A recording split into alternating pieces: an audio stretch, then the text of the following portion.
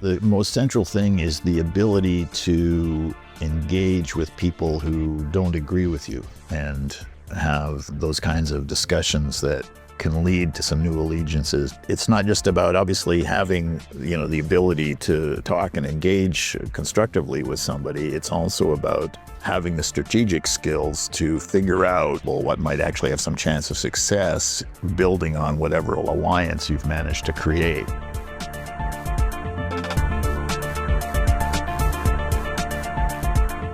Hello, and welcome back to the Ecopolitics Podcast, Season 4, The Politics of the Anthropocene. This is a podcast for students and researchers studying environmental politics, and I'm Peter Andrée from Carleton University in Ottawa, Canada, and I'll be your co-host today. Ryan Katz-Rosine from the University of Ottawa is normally my co-host for the show, but today he'll be replaced by Ecopolitics Podcast producer, Kaleigh McIntosh. So it's great to have you in the co-host chair with me today. Kaleigh, welcome. Hi, thanks for having me. Great to be in a slightly different chair this time. Yeah, that's right. Last time we heard from you was in the show on eco-political researchers earlier this season. And today you're co-hosting with me, and we're going to be diving into the theme of collective action for sustainability, learning from two key leaders and elders of Canada's food movement for inspiration.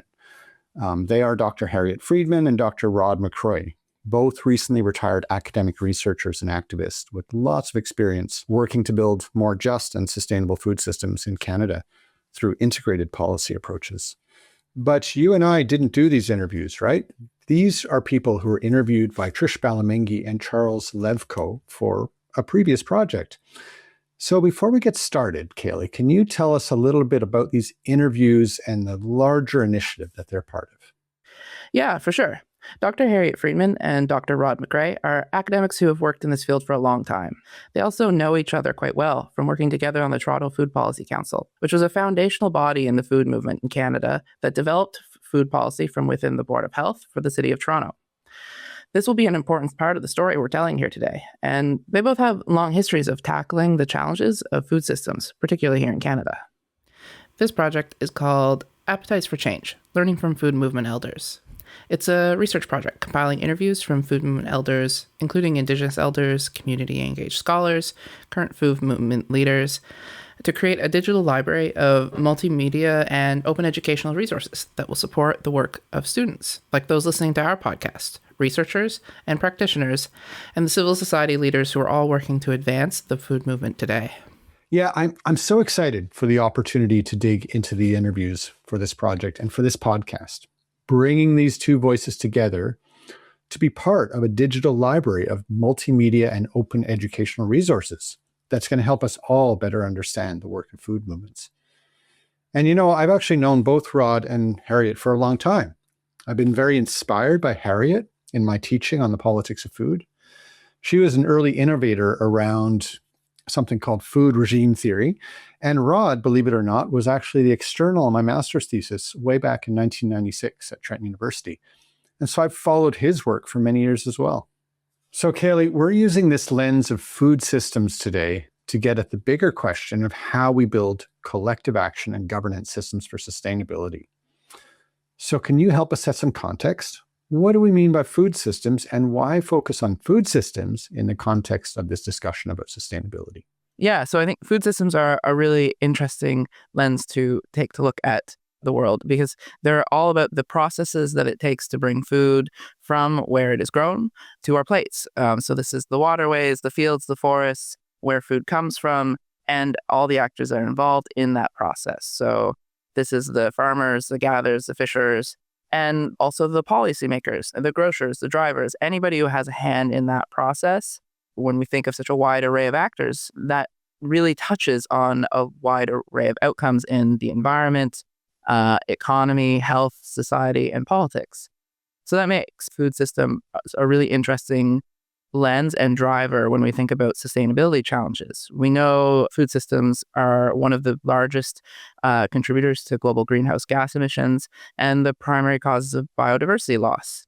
So how we produce the food and grow and distribute it can be really significant pieces of the puzzle when we think about how to transition to a more sustainable and equitable future. Yeah, that makes a lot of sense to me, Kaleigh. And in that transition, the literature and so on tells us governance is so essential. Who shapes decisions around how food is produced and where it goes, and ultimately what its environmental and social impacts are. When we talk about governance, we're talking about the relationships, processes, rules, structures through which power and control are exercised, in this case, in the food system. So in their interviews, because you and I have listened to them beforehand to curate this, Harriet and Rod bring slightly different perspectives. Harriet really brings relational, historical, and cultural lenses to this topic, and Rod tends to focus on the role of government in public policy. And together, we're going to weave their voices together because they give us a bigger picture that food systems governance or collective action on sustainability, if we put that into a bigger perspective, it requires imagination as well as institutional strategy. It requires participatory democracy and policy literacy.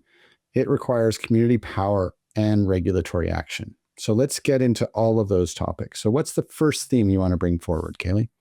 So first, I want to start with Canada's food governance. Canada's food governance is quite fragmented, and this sets really critical context for everything we're going to hear in the interviews today, and why collective action is essential if these systems are going to become more sustainable. Yeah, that's a great point. Both Rod and Harriet were asked how they define food systems governance, and particularly participatory food systems governance. And so let's start with the quote from Rod, where he is responding to that question. The architectural pieces of governance in this country are completely fragmented on so many different levels that we don't really have a coherent approach, which in some ways is why we get all these different kinds of activities happening at different layers across the country, from the very basic neighborhood level to, some attempts, obviously, which have had some success finally to create a national food policy. So Rod is pointing to a structural issue here. Governance for food was never coherently imagined in sort of the constitutional foundations of Canada. So there's no single institutional place where food systems decisions are coming together. So without that sort of ownership, it's often left to community groups or advocates and the local networks who are identifying problems and pushing for solutions.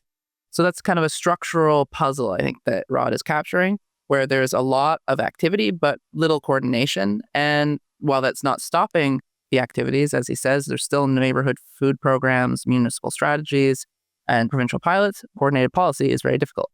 Yeah, so both of those points are really important in their own ways. Lack of coherence is what he's identifying, and also that there's always been this bubbling up of food policy activity at multiple levels. And again, I can see sustainability activity more broadly takes that picture as well.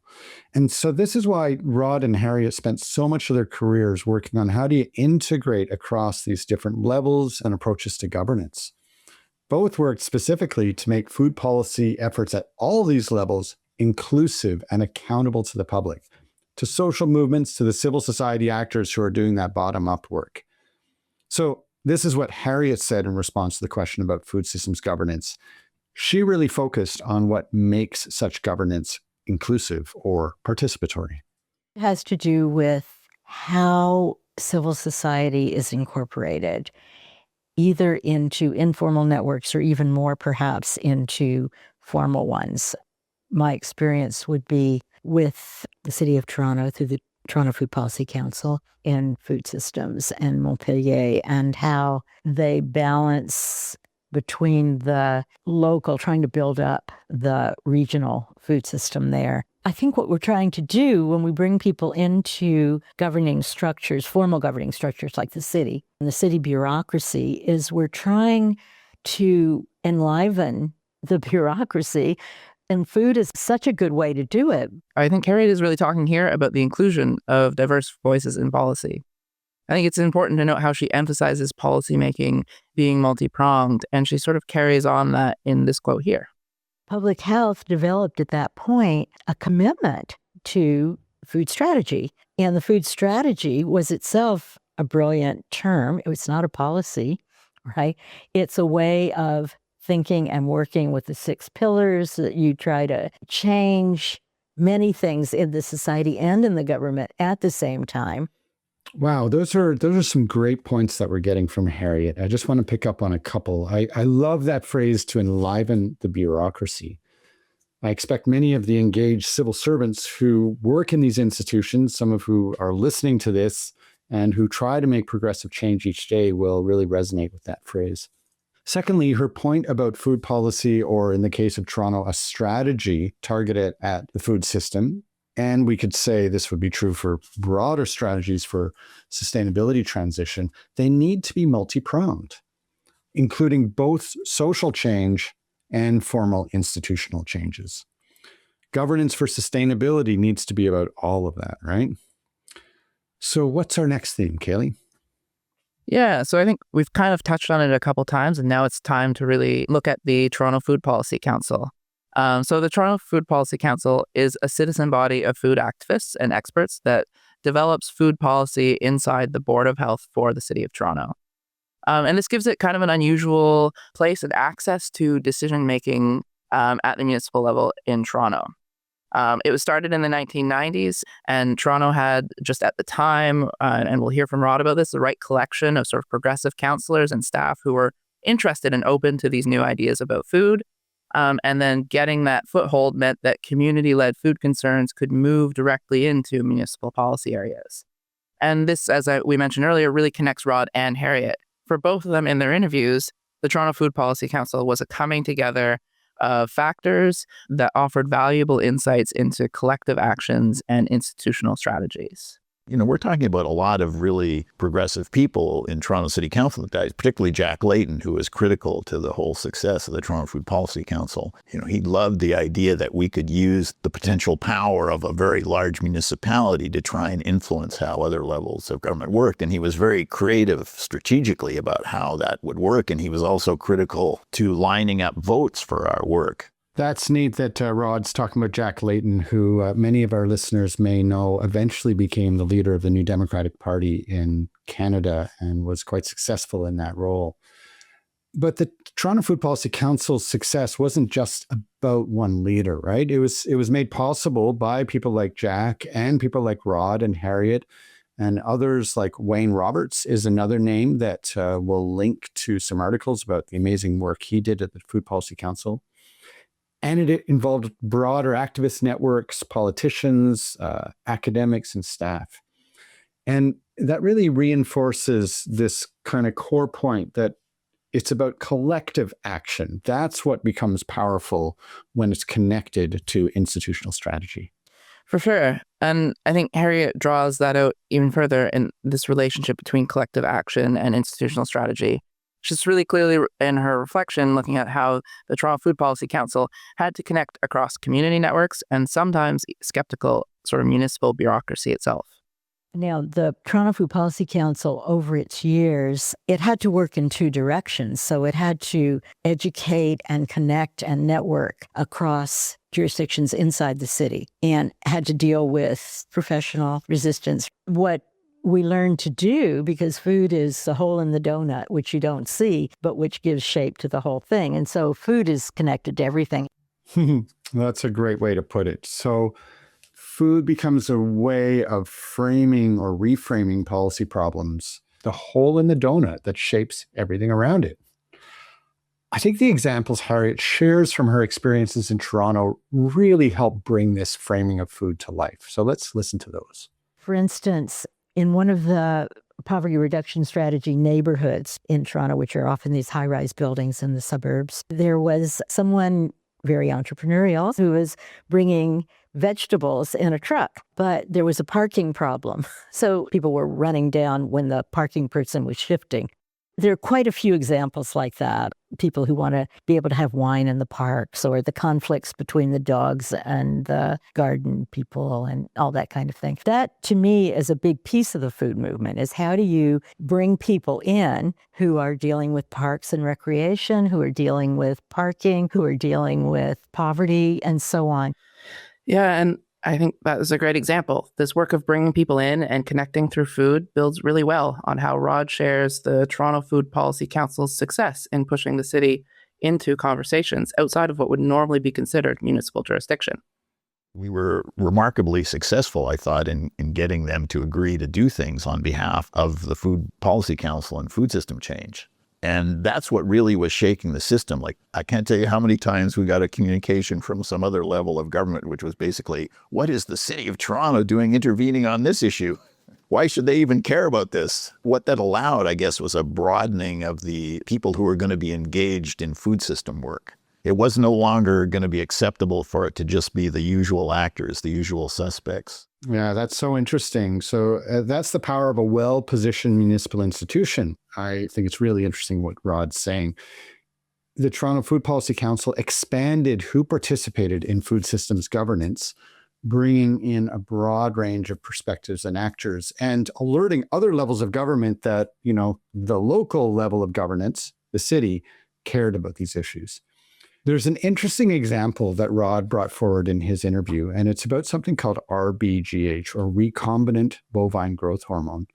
This was the very first product of genetic engineering to try to get commercialized in Canada. I think it was the late 80s, early 90s. And the Toronto Food Policy Council ended up being one of the places among many where there was some resistance to the idea of bringing this product of genetic engineering into a milk production system that really didn't seem to need it. We have a supply managed dairy system in Canada where farmers are only allowed to produce up to a certain quota. And there's a perception that what they produce is a healthy product for the most part. And there were some questions about whether recombinant bovine growth hormone would compromise that in some way. And the Toronto Food Policy Council got really engaged on that. Yeah, I think it's really interesting how Rod sort of speaks to how they were sort of able to do that through collective action that kind of took on a life of its own at the time. It was sort of emblematic of how a food policy council can work. And the members got engaged in that discussion. We did a lot of research on it. And then we started to pull in the Toronto Board of Health. And then they got worried about it. And then Health Canada got nervous because the regulatory body was through them. They got nervous about the kind of policy advocacy and mobilization that was happening. And then it kind of took off nationally, like all kinds of organizations got upset about the implications of this drug being approved. And then it was kind of like a firestorm, and we weren't controlling it. It was just running wild. That's a perfect example of collective action translating into policy influence. And what the Toronto Food Policy Council's role in that was to do some initial research, to get some actors engaged, and then they got involved and took it to the next level. Eventually, the punchline here is that recombinant bovine growth hormone was not approved in Canada, and there's a whole history to that story. But what's happened to the Toronto Food Policy Council, Kaleigh? Yeah, so today it remains in place as a citizen advisory group to the Toronto Board of Health. However, in 2020, COVID-19 led to a lot of reassignment of the staff that was working for the Toronto Food Policy Council to areas of emergency pandemic response duties, and the council currently lacks a dedicated staff. As well, the Toronto Food Policy Council itself has sort of called for an internal renewal and anti-racist restructuring to address longstanding equity issues. The council continues to influence how food issues are understood across city departments. And you can hear, I think, Harriet speak to this in a really interesting way. Even if the Toronto Food Policy Council ceases to exist, the food movement and the culture around food and food knowledge and food awareness and food politics is just blossomed. And I don't think we need to pin down what role the Food Policy Council had in that. And I don't think it would be easy to do. I'm not even sure we could, because so much of it is the experience of the members of the council who are part of their own organizations. Then people move. You watch them. You watch them take jobs here and there in different institutions or form their own civil society organizations, move to different places and carry their experiences from here, there, or from other places here. Yeah, that's really interesting. So even if this particular institution ceases to exist, there's a legacy carried forward by people. And that includes members who go to new organizations, city staff who, internalize more systemic thinking, and community networks that continue to grow. And quite honestly, I would say, like, from their work in the early 90s, it was through the 1990s that we ended up with national organizations working on food, like Food Secure Canada. We even have now a national academic organization called the Canadian Association for Food Studies. All of that arguably was influenced by the kind of work that the TFPC was doing in the early 90s. So that's fascinating. That's a real legacy of the work that they were involved in. So what's our next theme, Kaleigh? Yeah, so I'm calling this theme the importance of strategy, allies, and political imagination. I think Rod emphasizes strategy and the internal dynamics of civil service, while Harriet is emphasizing creativity and political imagination, seizing an opportunity. But in both cases, this requires allies and team building. And we'll hear how Rod addresses that first.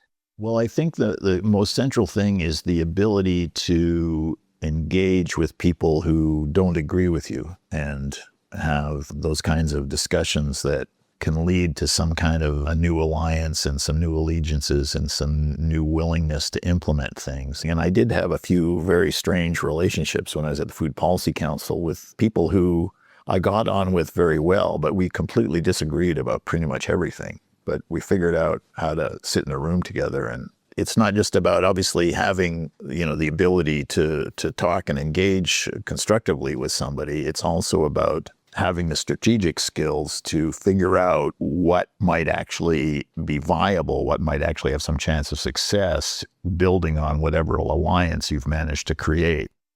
Yeah, I think what Rod highlights here is really important. It's the skill of sitting down with people who may not share your worldview, but share enough interests that we can actually build something together. Yeah, that's such an important point. So it's not enough just to have a compelling policy idea. You also need to identify allies from a broad range of actors, even some who you don't agree with on a number of other fronts, but who can work with you to move this idea through the system and who can help carry it. This is exactly the experience that I had with a number of others when I worked with Food Secure Canada and other organizations to encourage the Liberal government to develop a National Food Policy Advisory Council. We didn't just have the support from food security organizations. We also got support from farmers' organizations like the Canadian Federation of Agriculture, big industry actors like Maple Leaf Foods, and it was this combination of advocates for an innovative policy idea that led to the creation of the new Advisory Council in 2019 alongside the National Food Policy. Yeah, and I'd like to add on to that I think policy innovation doesn't happen in a vacuum, and Harriet's insights on creativity really speaks to this.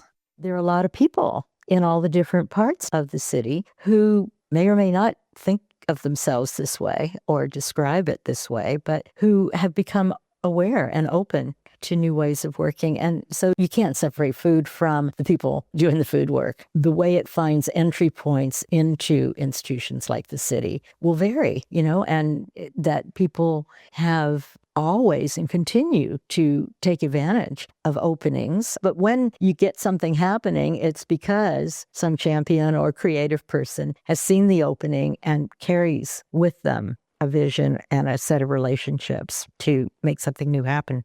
So I think Harriet's point is that opportunities are appearing all the time, but there has to be somebody who recognizes them and can mobilize a network around them. But I think sometimes when we're a part of a big institution and organizations like the City of Toronto, it can be hard to imagine who can make an impact and how that is possible. This is something I think that Rod really tied together for me. Because a lot of the times the champions are less visible, and you sort of need a cluster of people who are willing to support it. Not necessarily at the top of the system, so to speak, but somewhere in the middle. You don't need to go to the highest level of decision-making to do your advocacy work. You can do advocacy work in the middle of the bureaucracy, so to speak, amongst sort of mid-level actors. And if they like what you're generating, they'll run it for you. They'll run it up the post. And it's interesting. We often look to high-profile leaders to drive change, but both Rod and Harriet notice that the work of building new innovations, bringing new innovations forward, can happen at the mid-level in the bureaucracy. And when you engage those people, including creative folks who can imagine what's new that is possible at that level, that becomes really interesting. It makes me think of, just as an example of community gardening and urban agriculture more broadly, which is one of the issues the Toronto Food Policy Council did a fair amount of work on.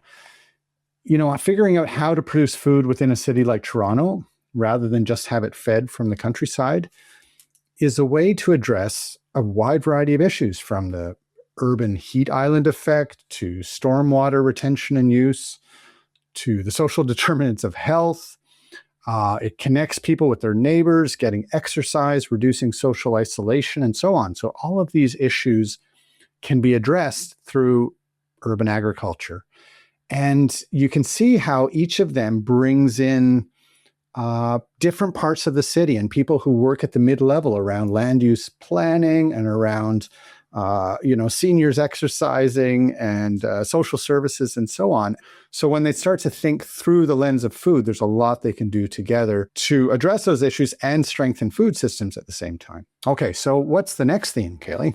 Yeah. So I think in identifying the individuals in the system, the creativity that it takes to sort of drive these opportunities and these changes, there are very specific skill sets that are needed. For this next segment, we're going to focus on what it takes to build the democratic skills of collaboration and policy advocacy. Another big piece, obviously, of food system change. You need both community mobilizing, community organization, community pressures, community advocacy, and you need policy advocacy at different levels of government, or you need some kind of advocacy to private firms. Your advocacy skills related to policy change are really critical. Yeah, that's such an interesting point. Advocacy skills for policy change, to be able to work with, those who are working at the community level, creating momentum, and then taking that and bring it into institutions and knowing how to find the levers and how to push them. Yeah, and as we've learned, effective food governance involves engaging diverse communities, navigating disagreements, understanding the policy tools, knowing how to work with government or private actors. And these aren't interchangeable roles. They require different forms of knowledge, different trainings, and different types of leadership. This is something I think Harriet introduces really well in this example. I mean, you look at somebody like Debbie Field in the Recipe for Change, and she's a brilliant political organizer. And she also had experience as the assistant to a former city councilor. That's long before she got involved in the food movement. And watching her operate, when the Ford administration was here and they were cutting budgets, she helped all these mothers, mostly immigrant women, taught them how to lobby, brought them into council meetings with their kids' drawings about how the student nutrition program had affected them. That's really old-fashioned political organizing that's kind of frayed, I would say. There are very many fewer people experienced in that.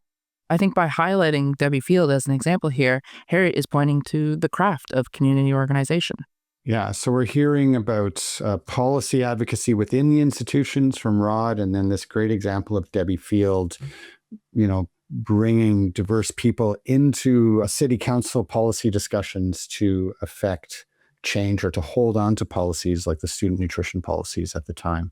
That's amazing. And since then, Debbie has actually gone to the national level in Canada and has been one of the key organizers trying to get what's called the Coalition for a Healthy School Food in Canada, and they've been successful. The Trudeau Liberals did commit for the first time to a national school nutrition program in 2024, and Debbie Field and her broad alliance of organizations and activists were really key parts of that success. But Rod in his interview really reminds us about, again, the policy advocacy skills, about knowing that you're delivering the right policy solution to the right level of government and to people who can actually implement that.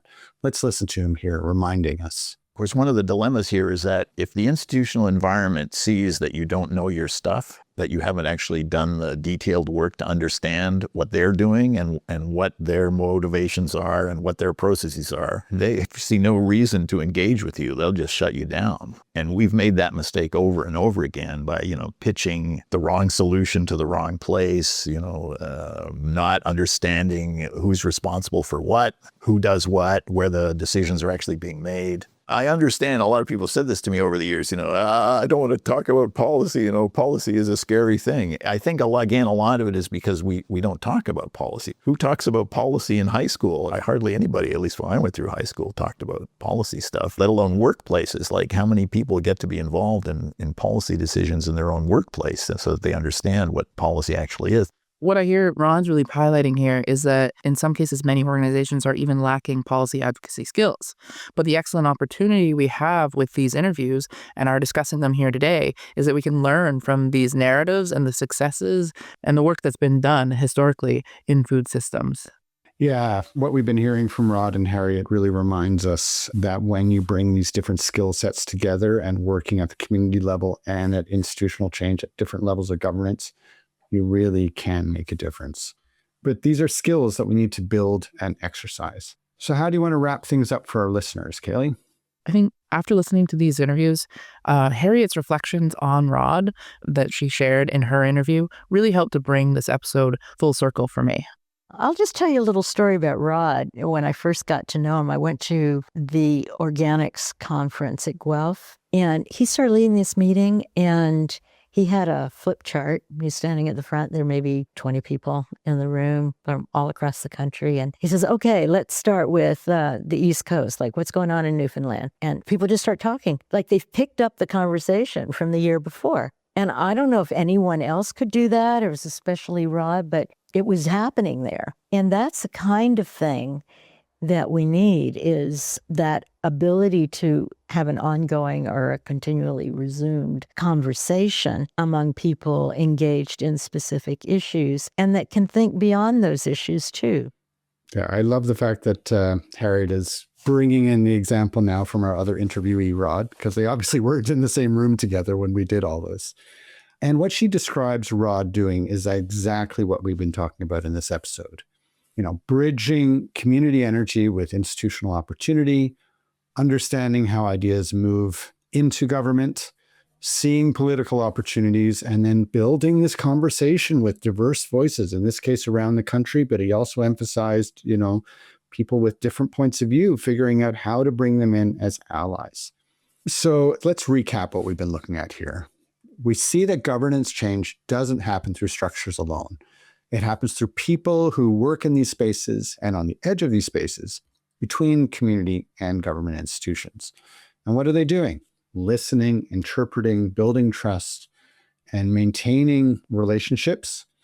That's all labor that's often invisible in governance, but so crucial to success. What have you noticed, Kaleigh? I think we've heard in these interviews with Rod and Harriet that policies, institutional structures are important to food governance and to governance of the sustainability transition more broadly, but it's ultimately the people who make them. And when we combine community values, strategic advocacy, creativity, this creates opportunities for better governance that makes our collective actions stick. And in getting to explore these interviews with you, Peter, I think it's clear that this is something that we need more than ever. And through the lens of food, there's a place for everyone in this work. Yeah, food is so invitational. That's what I've noticed working on food issues over the years. It brings a lot of different people around the table to talk about issues like sustainability and how to build more sustainable and just food systems. And then, you know, the work takes off from there. And I love the way that Harriet and Rod really walked us through some of the specific pieces of that work. So thank you, Kaleigh, for being my co-host today for this episode. And thank you to Rod and Harriet for allowing us to work with their interviews. And we also want to say thank you to the larger project led by Professor Patricia Balamingi from Carleton and Dr. David Santo. They gave us the opportunity to work with these interviews and to glean these important insights from Rod and Harriet. Finally, I want to thank our editor, Nicole Bedford, as well as our technical and artistic design lead, Adam Gibbard. So if you haven't yet, please subscribe to the Ecopolitics podcast on your favorite podcast app. Send us your feedback through the website, and we'll see you in our next episode.